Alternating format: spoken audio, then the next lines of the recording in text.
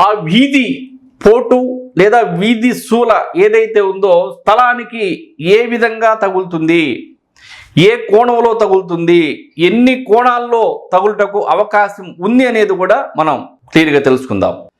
స్థలానికి ఈ విధంగా గనక రోడ్డు వచ్చి తగులుతున్నప్పుడు 3 వీధి పోట్లు ఈ స్థలానికి తగులుతున్నాయి. 3 వీధి పోట్లు ఈ స్థలానికి తగులుతున్నాయి. అది మీరు గమనించారా? ఏ విధంగా తగులుతుంది అనేటువంటిది ఏంటంటే, ఈ సమాచారము మీరు యూట్యూబ్ మొత్తం వెతికినా కూడా మీకు ఎవరు చెప్పరు.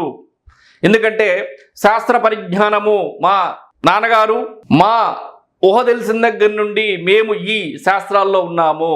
మా నాన్నగారికి 40 సంవత్సరాల అనుభవం ఈ వీధి పొట్టులో ఉంది. ఎన్నో కష్టాలు అనుభవించి నష్టాలు భరించి ఈ వీధి పోట్ల యొక్క రహస్యాన్ని తెలుసుకున్నారు, దాని ప్రభావాన్ని తెలుసుకున్నాడు, వాస్తు సూక్ష్మమని గ్రహించాడు. వాస్తు దోషం తూర్పు ఆగ్నేయం గనక 4 అంగుళాలు పెరిగితే గొడవలు వస్తాయి, అంగుళం పెరిగినా గొడవలు వస్తాయి అనేటువంటి విషయాన్ని సహజ సిద్ధంగా స్వయ అనుభవంతో మా నాన్నగారు గ్రహించి మాకు నేర్పినటువంటి ఈ విద్యని 10 మందికి పంచాలనేటువంటి మంచి ఆలోచనతో ఈ సమాచారం మొత్తాన్ని మీకు అందిస్తున్నాము. ఈ స్థలానికి 3 వీధి పోట్లు తగులుతున్నాయి. ఏ విధంగా? ఇది తూర్పు, పడమర, దక్షిణం, ఉత్తరం. తూర్పు ఈశాన్యంగా ఒక వీధి, ఒక కోణం తగులుతుంది. తూర్పు మధ్య సెంటర్ మధ్య ఒక కోణం తగులుతుంది. తూర్పు ఆగ్నేయంగా ఒక కోణం తగులుతుంది.